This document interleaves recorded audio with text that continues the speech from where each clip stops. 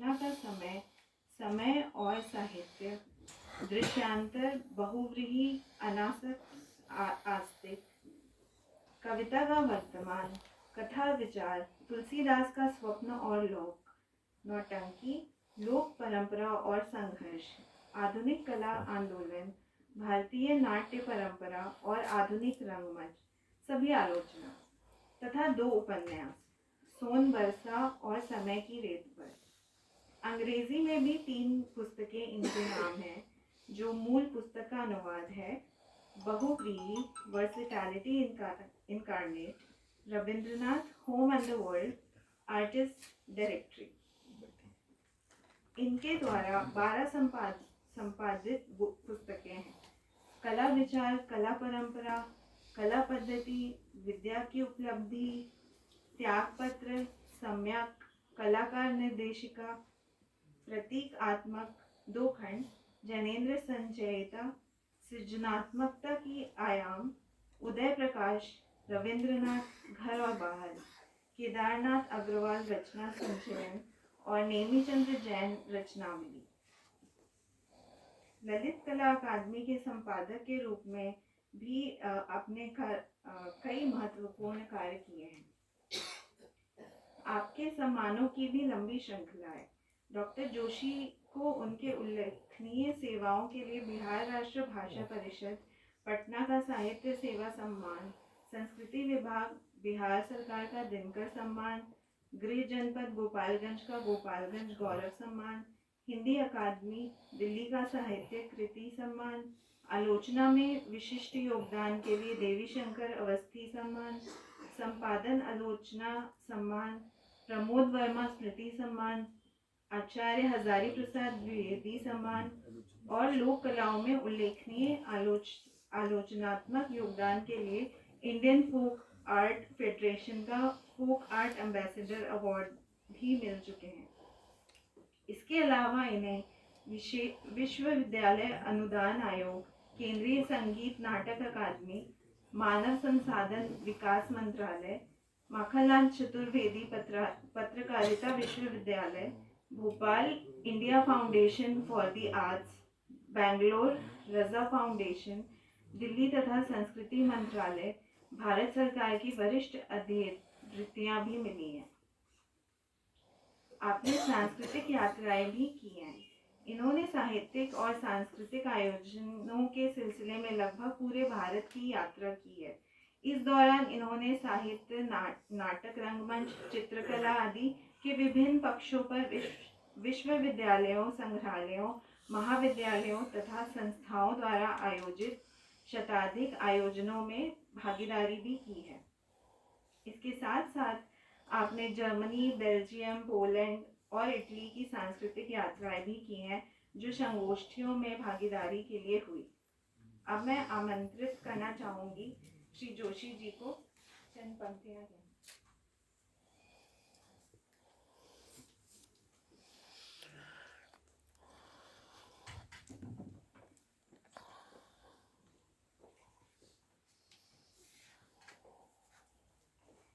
मंच पर उपस्थित आदरणीय अश्वमंगल सिद्धांतकर जी, आदरणीय राम कुमार कृषक जी, श्री मदन कश्यप,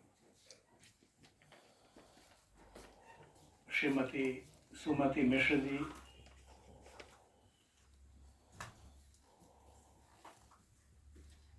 और आप सब, ये मेरे लिए निश्चित रूप से बहुत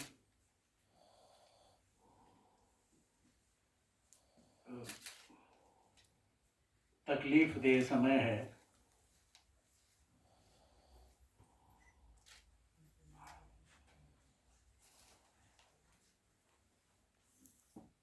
जो 2-4 बातें मैं रखूंगा उसमें कुछ उन्हीं क्षणों को याद करने की कोशिश करूंगा और कुछ थोड़ा बहुत उनके कामों पर अगर मैं बात कर सका। सबसे पहले 1992 की बात मैं करना चाहूँगा। तब मैं नटरंग प्रतिष्ठान में नटरंग पत्रिका का सहायक संपादक था और नेमीचंद जैन उसके संपादक थे। तो 90 से 95 तक मैं नटरंग में सहायक संपादक के तौर पे काम करता रहा था। तब मैं जेएनयू का विद्यार्थी भी था। तो मिश्र जी का एक नाटक आया नटरंग में प्रकाशन के लिए। नियमित जी अक्सर जो नाटक आते थे प्रकाशनार्थ, उससे उस पर बात किया करते थे बैठ के और सबकी राय लेते थे, फिर अपनी राय रखते थे, फिर उस पर बहस होती थी। अगर अंडर कंसिडरेशन या अनुमोदनार्थ उसको हम रखते थे तो नेमी जी को वह नाटक बहुत पसंद नहीं था। तो मैंने उनसे कहा कि इतना बड़ा देश है और देश के हर राज्य, हर संस्कृति, हर भाषा के समाज की समझ किसी भी व्यक्ति के लिए संभव नहीं है। इतना ही कहा था उन्होंने। तो फिर हंसने लगे। तो उन्होंने कहा कि तुम ये कहना चाह रहे हो कि मेरे लिए भी संभव नहीं। मैंने कहा कि ये तो मेरे वाक्य में था। मैंने कहा कि ये मिश्र जी चंपारण से आते हैं, भोजपुरी भाषी हैं, वही हमारी भाषा है। वहाँ औरतों की क्या स्थिति है वो हम ज़्यादा जानते हैं। आप वहाँ जाएंगे तब समझ में आएगा, वो किताबों से भी आप नहीं जान सकते। और उस नाटक का नाम संभवतः औरत था। हाँ, लड़कियाँ। तो उनसे फिर 2-3 दिन लगातार बात होती रही। फिर नेमी जी ने कहा कि ठीक है, हम इसको छापेंगे, उनको चिट्ठी लिखो। तब तक परिचय नहीं था मिश्र जी से मेरा, तो मैंने उनको पत्र लिखा। और उसी क्रम में 10-15 दिन 20 दिन बीत जाने के बाद फ़ोन किया था। बेसिक लाइन ही उन दिनों हुआ करता था। तो बीच बीच में चिट्ठी पत्री हम लोगों की आती जाती रहती थी एक दूसरे के आसपास। उसके बाद की बात है, जब वो पहली बार दिल्ली आए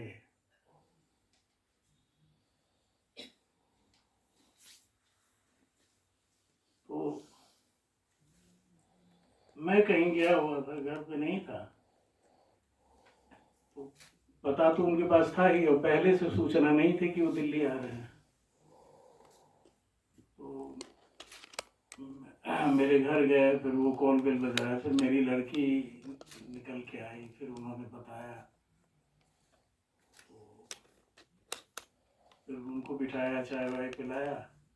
और दूसरे दिन जब मैं आया तो फिर ये ब्लॉक में हमारे पड़ोस में ही घर था जहाँ 4-5 साल रहे। वो बाद में द्वारका चले गए थे। फिर हम लोग लगातार मिलते थे, सुबह शाम टहलते भी थे। कृषक जी भी कई बार, शिवमंगल जी उनके घर आए, और पान के शौकीन थे तो कई बार शाम को हम लोग एक साथ जाते आते थे अलग अलग सेक्टर्स में। और घर परिवार की दुनिया भर की बातें, छूटे हुए गांव, वहाँ की ज़मीन जायदाद, फिर मुजफ्फरपुर में जो ज़मीन ली उन्होंने, फिर रांची के मकान का क्या उनको करना है, दुनिया भर की बहुत सारी बेशुमार बातें, उसमें तकलीफ़ें भी थी। और उनका अपना जद्दोजहद भी। जाहिर है, आप सब जानते हैं कि हिंदी पट्टी से आया हुआ व्यक्ति, और उसमें भी बिहार से आया हुआ व्यक्ति, जो अपने को बनाता है वो कितना तोड़ता है अपने को, कितना कष्ट होता है उसे, किस किस तरह की परिस्थितियों से लड़ना होता है। अपने माँ बाप से भी लड़ना पड़ता है। ये नहीं है कि माँ बाप अलग हो जाते हैं, उनसे भी लड़ना पड़ता है, क्योंकि ये कड़वी सच्चाई है और विडम्बना है, ख़ास तौर पे बिहारी समाज का, चाहे जिस भी भाषा का हो, चाहे मगही मैथिल हो, चाहे भोजपुरी हो, निकाह वाले हों। कि एक बच्चा है, पढ़ लिख रहा है तो माँ बाप समझते हैं और ये मानते हैं कि जीवन भर इसे हमें पैसे कमा के देना है, इसके बाद बच्चे हैं तो वो भी यहीं रहेंगे और रहेंगे तब मुँह बस वो पैसे देगा, अन्यथा नहीं देगा अगर पत्नी को साथ रखने लगेगा। तो यहाँ सोचिए कि किस तरह का संकट और संघर्ष एक व्यक्ति का अपने परिवार से भी होता है। बाद की चीजें आप जानते हैं कि रांची विश्वविद्यालय में अंग्रेजी के अध्यापक रहे, अकूत अध्ययन था उनका, जीवन का लंबा अनुभव था, बहुत नज़दीक से साहित्य समाज को, संस्कृति समाज को जिया उन्होंने, महसूस किया, लेकिन किसी लामबंदी में नहीं रहे। बहुत कम रहे साहित्य में लोग जिनके वो प्रिय भी रहे, बहुत खरी खरी बातें करते थे और उन्होंने कोई वैसा समाज नहीं बनाया जो उनकी प्रशस्ति करे। बेलाग थे, किसी पुस्तक की समीक्षा करनी थी और किसी पर बात करनी थी तो भी वो 10 बार सोचते थे कि हमको ये करना है कि नहीं करना है, और करते भी थे तो फिर ये नफ़ा नुकसान नहीं देखते थे, अपनी बातें करते थे और हमेशा ये कहते थे कि मैं अंग्रेजी का अध्यापक क्या हुआ, हिंदी में आउटसाइडर की हैसियत मेरी बन गई, मैं आउटसाइडर हो गया। अच्छा, ऐसे अनेक प्रसंगों में नामवर से, विश्वनाथ त्रिपाठी से, रामविलास शर्मा से अपनी अनेक झड़पों के किस्से सुनाते थे कि कितनी बार उनसे, लेकिन नामवर जी बड़ी इज्जत करते थे शिवशंकर जी, बहुत ज़्यादा। कई बार उनके साथ आना जाना भी नामवर जी के यहाँ हुआ मेरा उनके साथ, और मैं देखता था। वो कद बहुत बड़ा था उनका,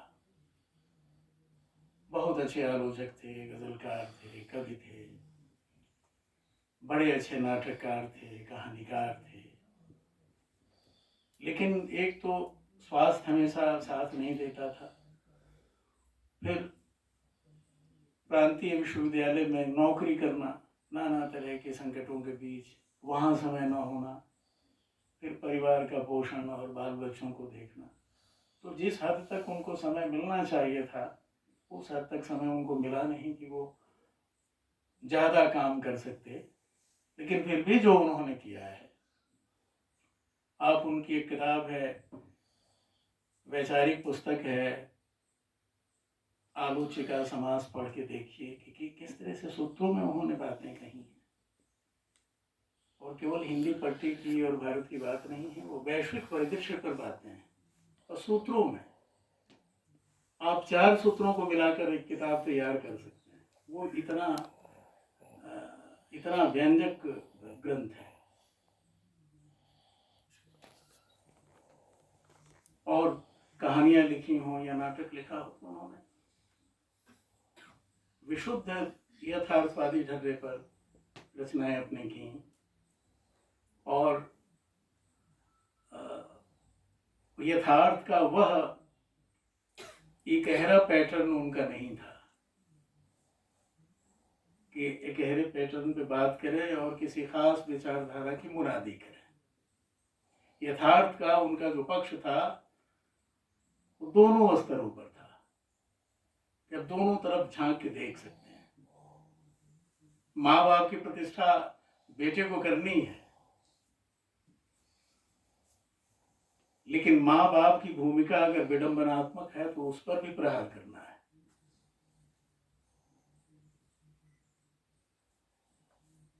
परंपरा अगर महत्वपूर्ण है तो परंपरा की रक्षा भी हमें करनी है, लेकिन परंपरा की जो रूढ़ियां हैं और जो उसकी निर्जीवता है, उसके जो अंधेरे पक्ष हैं, उनको झर भी जाने देना है, उसको ढोना नहीं है।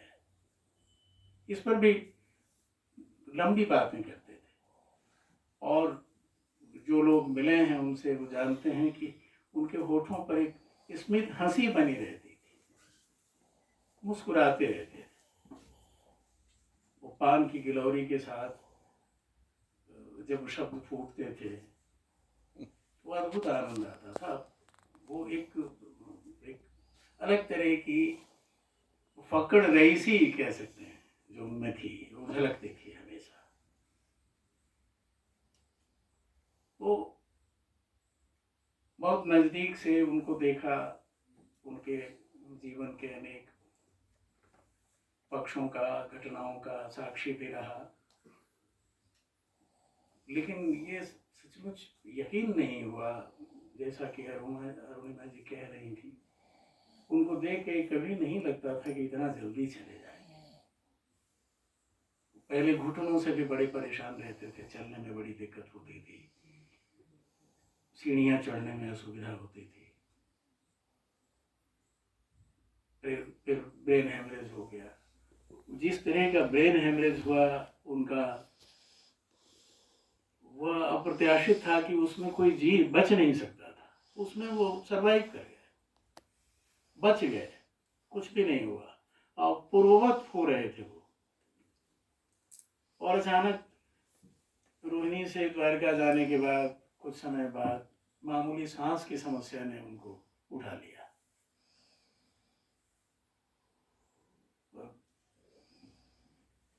कुछ समझ में नहीं आया कि क्या हो गया। तो उनके जैसे व्यक्ति को याद करना, अपने ऐसे निकटतम व्यक्ति को, परिजन को याद करना है जिसकी मुस्कुराहट, जिसकी उपस्थिति, जिसकी स्मृति हमेशा हमें शक्ति देती है और विभोर करती है, आह्लादित करती है। अभी अरुणिमा जी ने जिस भूमिका का जिक्र किया, गूंजता है आत्मा का ग्राम, आप खुद याद करिए, साहित्य से जुड़े हुए लोग हैं, इसकी भूमिका लिखने के लिए इन 83 कविताओं के चयन को जब इन्होंने मुझे भेजा, कई बार पढ़ा इसको, तो मुझे याद नहीं आया। पत्नियों पर बहुत कविताएं लिखी हैं कवियों ने, लेकिन विह्वल कर देने वाली अभिव्यक्ति हिंदी कविता में दो ही बड़े कवियों ने की है, एक निराला ने और दूसरे केदारनाथ अग्रवाल ने। केदारनाथ अग्रवाल का जो संचयन है, हे मेरी तुम, अपनी पत्नी के मर जाने पर है और अद्भुत कविताओं का संकलन है। निराला की भी जो कविताएं हैं वो पत्नी के मरने के बाद ही है, लेकिन शिवशंकर जी ने जीते जी 83 कविताओं का एक चयन तैयार किया कि अपनी शादी की 50वीं सालगिरह पर पत्नी सुमति मिश्र को मैं दूंगा, जो मेरे संघर्षों के साक्षी रही हैं। और वो कहते थे बातचीत में भी, और ये सच है, अंतिम सच यही है जो हम नहीं जानना चाहते, कि स्त्री अपने आत्यंतिक रूप में, चाहे आपकी बेटी ही क्यों न हो, वो आपकी माँ ही होती है। और पुरुष से तो उसकी कहीं कोई तुलना नहीं है। पुरुष को तो वो जनती है, वो अगर वो बेटी भी है तो वो भी आपकी परवरिश करती है, रक्षा करती है, आपको पोसती है, आपके आंसुओं को पोसती है। वो कहते थे कि सुमति जी ने मुझे हमेशा साथ दिया, मैं बहुत कापुरुष था, छोटी छोटी चीज़ों में घबरा जाता था, घर परिवार नौकरी तमाम स्थितियों में, और सुमति जी ने हमेशा मुझे सहारा दिया, ढाढ़स दिया, मुझ में वो व्यक्तिता पैदा की। नहीं लिखता था तो भी कहती थी कि आप काम करिए, छोड़ दीजिए, घर का काम आपके जिम्मे नहीं है कोई। तो 50वीं सालगिरह पर वो संकलन उन्हें भेंट करना था और दुर्योग से वो समय नहीं मिला। जब ये संकलन आया तो बहुत देर हो गई थी और वो स्वयं भी न थे। लेकिन आप लोग जब इस संग्रह की कविताओं को पढ़ेंगे, 83 कविताएं हैं इसमें, और मैं अतिरिक्त प्रशंसा नहीं कर रहा हूँ, छंदों में कविताएं हैं, छंदबद्ध हैं। मुक्तक हैं और मुक्तकों के अलावा भी कई बड़े रस सिद्ध छंद हैं, इसको हिंदी समाज ने भुला दिया है। वह भावुक हो जाएंगे और ये उसी शास्त्रीय और क्लासिक परंपरा की कविताएं हैं जिस क्लासिक परंपरा में निराला ने और केदारनाथ अग्रवाल ने अपनी पत्नियों की कविताएं लिखी। इसमें भावुकता नहीं है।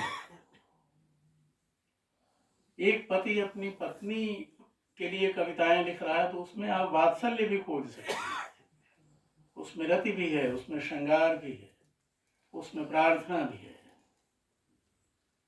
और उसमें शक्ति लेने की एक प्रबल याचना भी है जो पति अपनी पत्नी से मांगता है। और इन कविताओं में फिर केवल याचना या प्रार्थना ही नहीं है पति के द्वारा पत्नी की, इसमें आप समकाल भी है, आज का समय भी है, समाज भी है, रूढ़ियाँ भी हैं, मूल्यहीनता का जो संकट है वो है, अनैतिकता का संकट है, नाना तरह की चीज़ें इस विन्यास में 83 कविताओं के विन्यास में आपको दिखाई देंगी। इसकी बानगी मैं थोड़ा सा दे देना चाहता हूँ क्योंकि लिखा था और बहुत गहरे उतर के मैंने बातें की थी।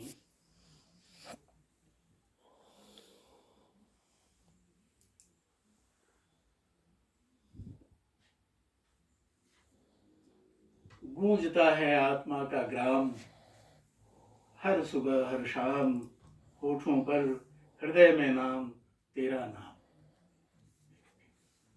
स्याह डूबा सा क्षितिज भूलता गया है, आप अपनी दीप्ति में जगकर निखर कर रंगमय हर स्वप्न जो खुलता गया है। सिर्फ चारों ओर मीठा शाम, गूंजता है आत्मा का ग्राम। चढ़ रही तपती रुपहली दोपहरी सा मन, आप अपने में तरंगित तरल उछल क्षप्त, छां से लगकर विधे एकांत होते तन, गूंजता है आत्मा का ग्राम। फिर आगे देखिए दो लाइनों के, छां दो मुझको, छां दो मुझको, अचीनी यातनाओं से निकालो।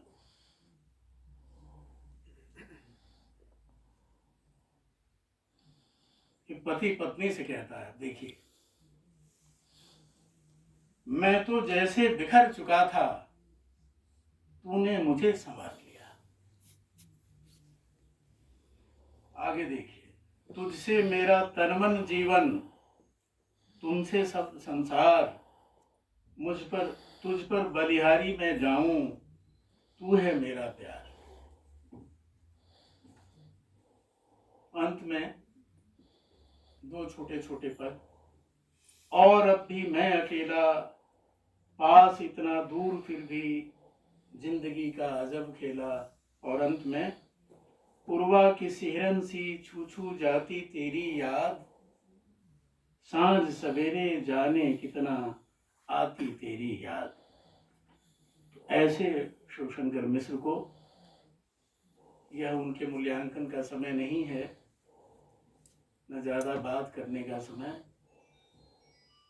इन्हीं शब्दों के साथ उन्हें अपनी प्रणति देता हूँ और उम्मीद करता हूँ कि हिंदी समाज, और वैसे भी हिंदी समाज तो अपने लेखकों के लिए, दिवंगतों के लिए हमेशा ही कृतज्ञ रहा है।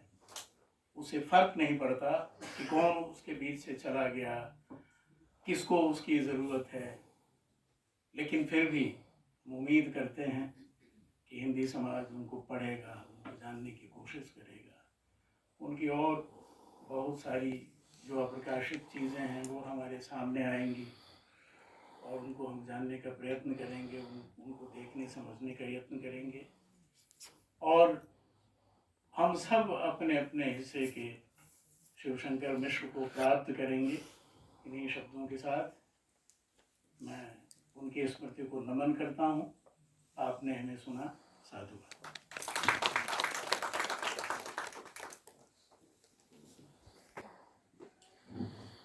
बहुत आभार डॉक्टर ज्योतिष जोशी जी का। उन्होंने इस पूरे सभागार को डॉक्टर शिवशंकर मिश्र जी की स्मृतियों से भर दिया है।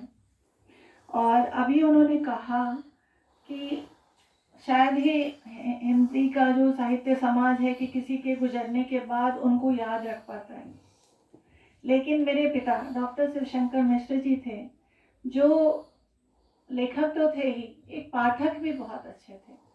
और एक अच्छे पाठक होने के नाते एक बहुत लोकप्रिय और प्रसिद्ध पाठक लेखक को जो स्थान साहित्य में मिलना चाहिए और उसके बाद स्मृतियों को जो स्थान मिलना चाहिए, वो उन्होंने इसका बहुत ध्यान रखा। द्विजेंद्र नाथ मिश्र निर्गुण हिंदी के एक लोकप्रिय कथाकार थे और मेरे पिता डॉक्टर शिवशंकर मिश्र जी उनके बहुत ही बड़े प्रशंसक, उस समय बहुत ही लोग रहे होंगे, उस समय के लोकप्रिय कथाकार थे तो बहुत सारे लोग होंगे जो उनके काफ़ी प्रशंसक रहे होंगे।